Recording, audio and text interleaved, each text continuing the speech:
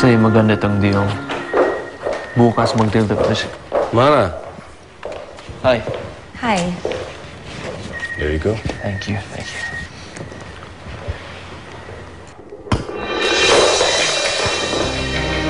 You're so clumsy. Palinisan mo na lang yan kay Rosa. Okay? Tapos nun magtago-tago ka na. Sorry po.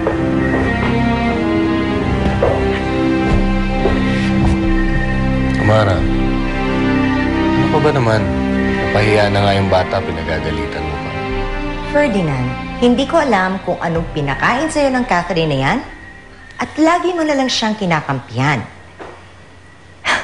Tuwang-tuwa ka sa kanya. Mas natutuwa ka pa nga ata sa kanya kaysa kay Maylene. And I can't believe na pati kwintas ng anak mo, pinasuot mo pa sa kanya. Ewan ko ba? I don't know.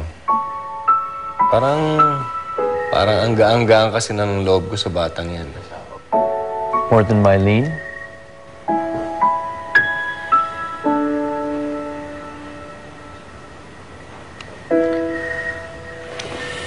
Ewan ko ba?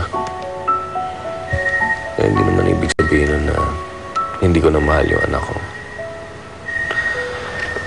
Nababaitan lang talaga ako dyan kay Catherine.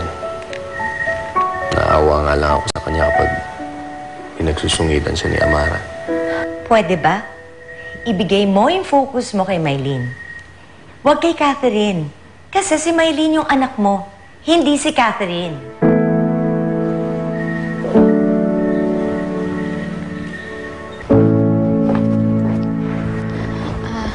Manang? Manang, sabi po ni Ma'am Amara, kayo na lang daw po magligpit nung nakalat kong merienda. Ako naman, Catherine. Pasensya na po. Ako, anak, hindi ka na naman ba nag-ingat? Sinaktan ka na naman ba? Hindi po, Nay. Hindi ko naman po sinasadya eh. Natapid lang po ako. O, alam mo naman kung paano magalit yun si Ma'am Amara, diba? Sa susunod, anak, mag-iingat ka. Eh, mabuti na lang ikaw nakapulot ng kwentas ni Clarissa. Kaya siguro hindi masyadong mainit ang dugo sa'yo ngayon. Nay, pasensya na kayong nag-aalala kayo sa akin, ha?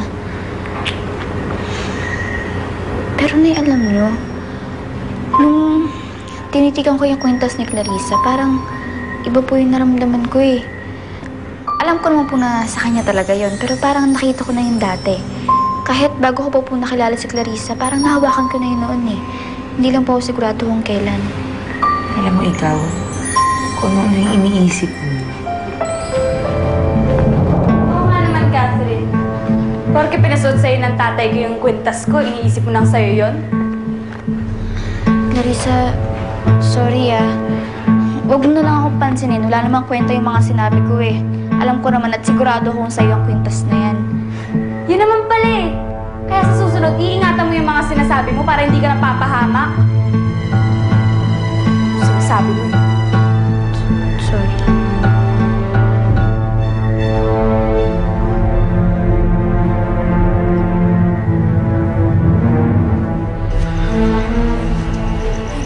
Buwisi talaga. Baka feeling yan, babae. Bakit bang init ng ulo mo kay Catherine? Eh, ang epal-epal yung nakakabwisit. Siya na nga itong nakahanap ng kwintas mo tapos inaaway mo pa. Ano ka ba babawasan mo na yung pagiging masungit mo? Alam mo, hindi cute na lumalaking ilong paggalit. Kainis to.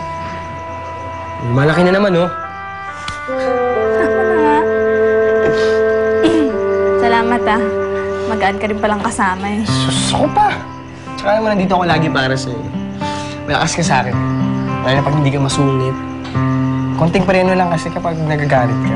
Lalo na kay Catherine, hindi bagay sa'yo. Eh, napaka-feelingera kasi ng babaeng yun eh. Isipin ba naman na sa kanya yung necklace ko? May ganun talaga. Kapal na mukha. Ayan na, malaki na naman, no? Pasok ako eh. Nyabang mo. Tama na. Bakit mo umingit eh? Hindi ah. Alis na ako. Malis ka na. Alis na ako. Oo, malis ka na. Ngingiti ka na. Makikikain ka pa dito eh. Ngingiti ka na. Hindi. Dali na, malis ka na.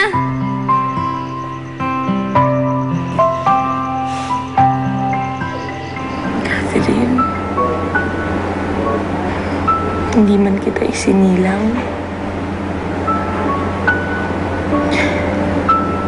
Hindi man kita tunay na anak.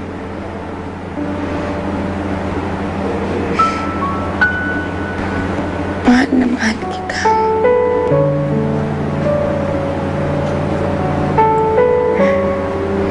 Pakiramdam ko sa akin ka talaga nanggaling.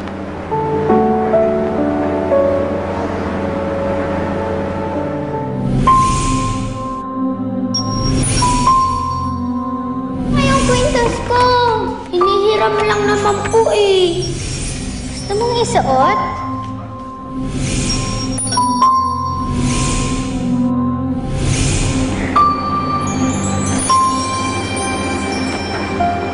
Akin yung kwintas. Akin yung kwintas.